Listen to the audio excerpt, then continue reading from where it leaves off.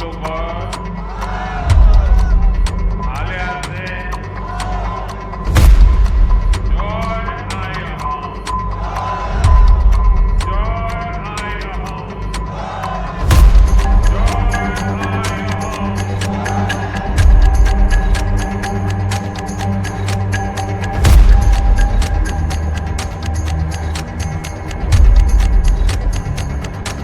मैं असम भारतीय जनता पार्टी के सभी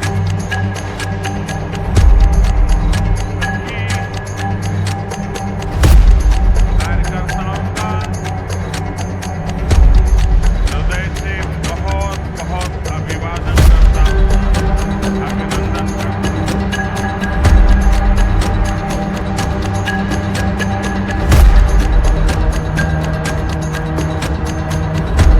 बड़ी बड़ी आम सभाएं करने का बहुत अवसर मिलता है। जनता जनार्दन को उनके दर्शन करना,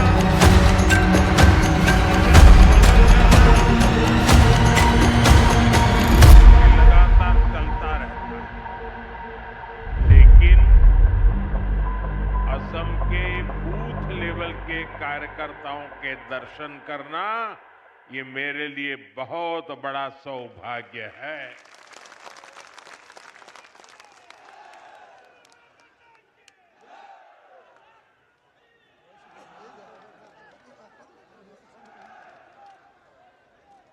आज भारतीय जनता पार्टी जहां पहुंची है उसका श्रेय, उसकी क्रेडिट अगर किसी को मिलती है तो वो सिर्फ और सिर्फ भाजपा के कार्यकर्ताओं को मिलती है।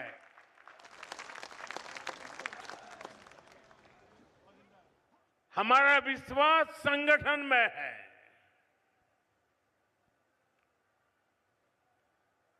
हम राष्ट्र जीवन में परिवर्तन का आधार संगठन की शक्ति मानते हैं और इसलिए इतनी बड़ी तादाद में जमीन की जड़ों से जुड़े हुए कार्यकर्ताओं का दर्शन करना ये अपने आप में बहुत बड़ा सौभाग्य है। साथियों, हम लोग एक ही मंत्र को लेकर के जिए हैं। हम लोग एक ही मंत्र को साकार करने के लिए अपने आप को खपा रहे हैं और वो मंत्र है भारत माता की जय।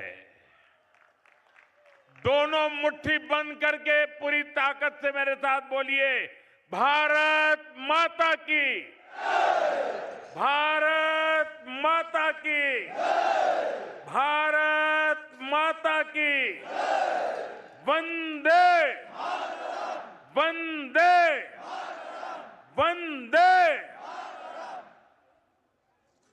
यहां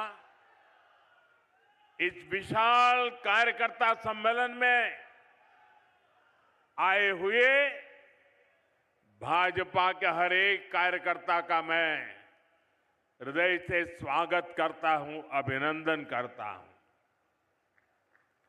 भाजपा में रहते हुए आपने मां भारती की सेवा को, जनता की सेवा को अपना धर्म बनाया है। आप सभी भाजपा कार्यकर्ता ही भाजपा की प्राणवायु है, ऑक्सीजन है। भाजपा का कार्यकर्ता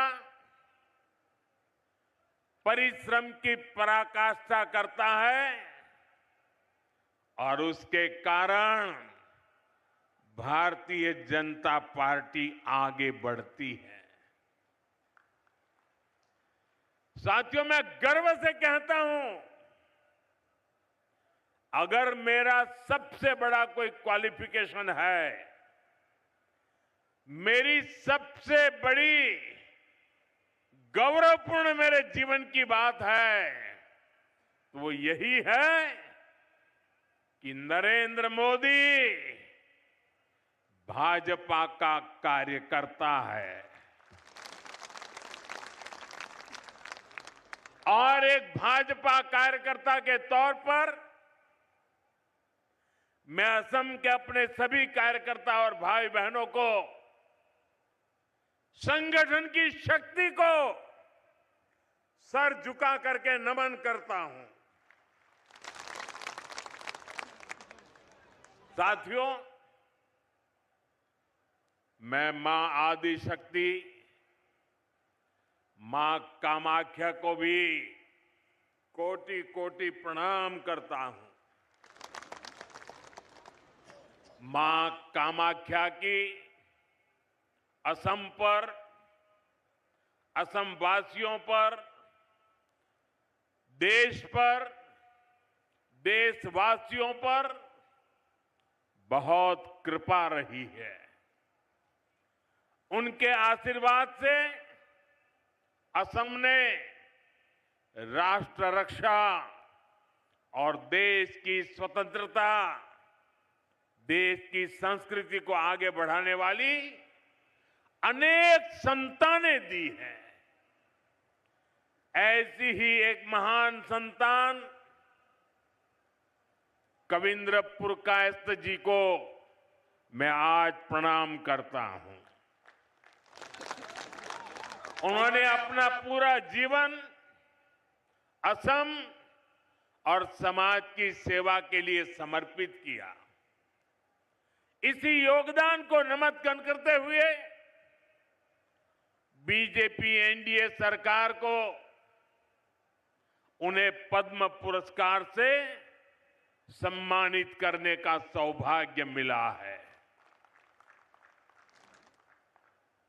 वर्ष 2014 के बाद नॉर्थ ईस्ट के 125 से अधिक महान व्यक्तित्वों को पद्म पुरस्कार मिले हैं। 125 से अधिक। ये दिखाता है कि असम की धरती का, नॉर्थ ईस्ट की धरती का सामर्थ्य कितना बड़ा है। नॉर्थ ईस्ट का यही सामर्थ्य अब विकसित भारत का बहुत बड़ा आधार है। साथियों, कुछ दिन पहले ही देश का बजट आया है। बजट के बाद असम का, नॉर्थ ईस्ट का मेरा ये पहला दौरा है। जिस नॉर्थ ईस्ट को कांग्रेस ने हमेशा नजरअंदाज किया, हम उस नॉर्थ ईस्ट की भक्ति भाव से सेवा कर रहे हैं। नॉर्थ ईस्ट हमारे लिए अष्टलक्ष्मी है। इस वर्ष का बजट अष्टलक्ष्मी के लिए बीजेपी एनडीए के विजन को और मजबूती देने वाला है। बजट में बहुत अधिक फोकस नॉर्थ ईस्ट को आर्थिक रूप से आत्मनिर्भर बनाने पर है। इस साल असम को टैक्स की हिस्सेदारी के रूप में लगभग 50,000 करोड़ रुपए मिलने वाले हैं। साथियों, कांग्रेस सरकार के समय असम को कैसे पाई पाई के लिए तरस कर रखा जाता था और वो आपको तो भली भांति याद होगा। कांग्रेस के समय असम को टैक्स के हिस्से के रूप में सिर्फ 10,000 करोड़ रुपया मिलते थे। अब भाजपा सरकार में असम को कांग्रेस सरकार के मुकाबले 5 गुना ज्यादा रुपये मिल रहे हैं। अगर मैं पिछले 11 वर्ष की बात करूं तो असम को तमाम विकास परियोजनाओं के लिए केंद्र सरकार से 5.5 लाख करोड़ रुपए से अधिक मिले हैं। ये आंकड़ा आपको याद रहेगा? मैं जो आंकड़ा बोल रहा हूं याद रहेगा आपको? फिर से एक बार बोलता हूं, केंद्र सरकार से 5.5 लाख करोड़ रुपए से अधिक मिले हैं। कितने कितने? पीछे से आवाज आनी चाहिए। कितने? आप मुझे बताइए कितने? और जोर से बोलिए कितने? साथियों, आप मुझे बताइए, जो कांग्रेस असम के विकास के लिए पैसे देने से भी बचती हो, वो कांग्रेस क्या असम का विकास कर सकती है? असम का विकास कर सकती है? कभी भी कर सकती है? आपका भला कर सकती है? यहां के युवाओं का भला कर सकती है? यहां के किसानों का भला कर सकती है? यहां के गांव का भला कर सकती है?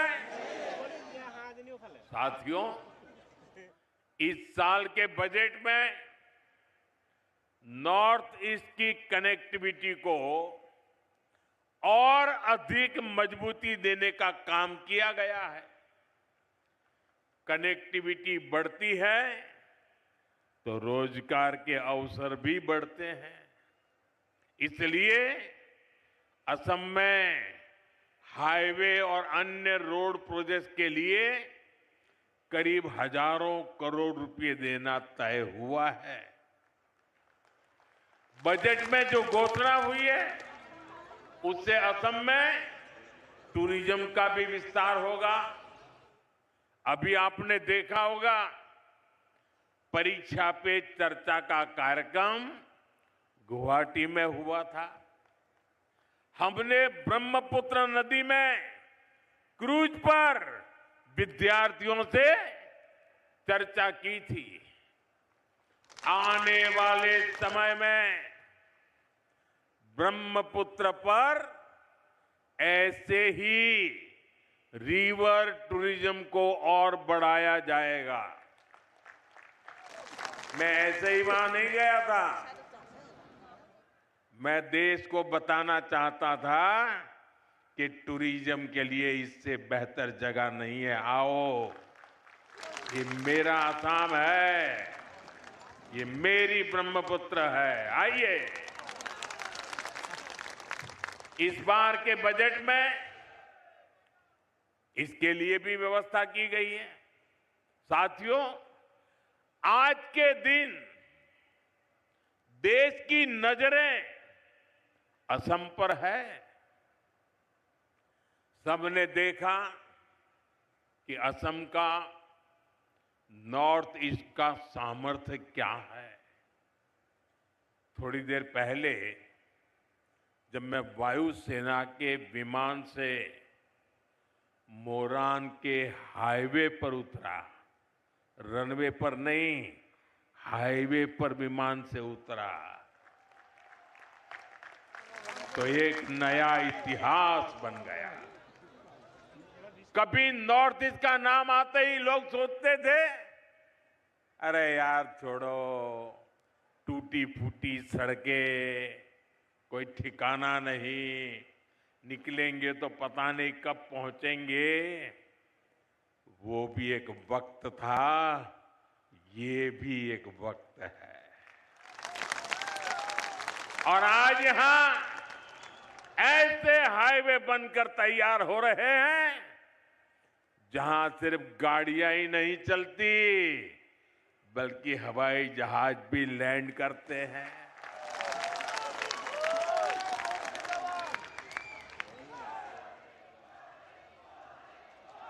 साथियों, आप मुझे बता दीजिए, आपके हाईवे पर विमान लैंड हो, ये आपको गर्व हुआ कि नहीं हुआ? गर्व हुआ कि नहीं हुआ? तो जरा अपना मोबाइल निकालिए और फ्लैश लाइट कीजिए। आपको गर्व हुआ है ना? मोबाइल फोन निकालिए और फ्लैश लाइट कीजिए सबके साथ, दूर दूर तक। ये गर्व की पल है।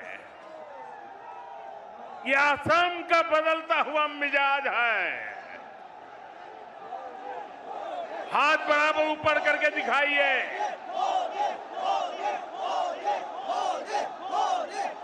आपको गर्व हुआ कि नहीं हुआ? गर्व से मन भर गया कि नहीं भर गया? बोलिए भारत माता की। साथियों, असम का इतना विकास इसलिए हो रहा है क्योंकि यहां आप सभी की मेहनत से बीजेपी सरकार बनी है। यहां के नागरिकों ने भाजपा पर भरोसा किया है। आपने मेरा बूथ सबसे मजबूत, मेरा बूथ, मेरा बूथ, मेरा बूथ सबसे मजबूत की भावना से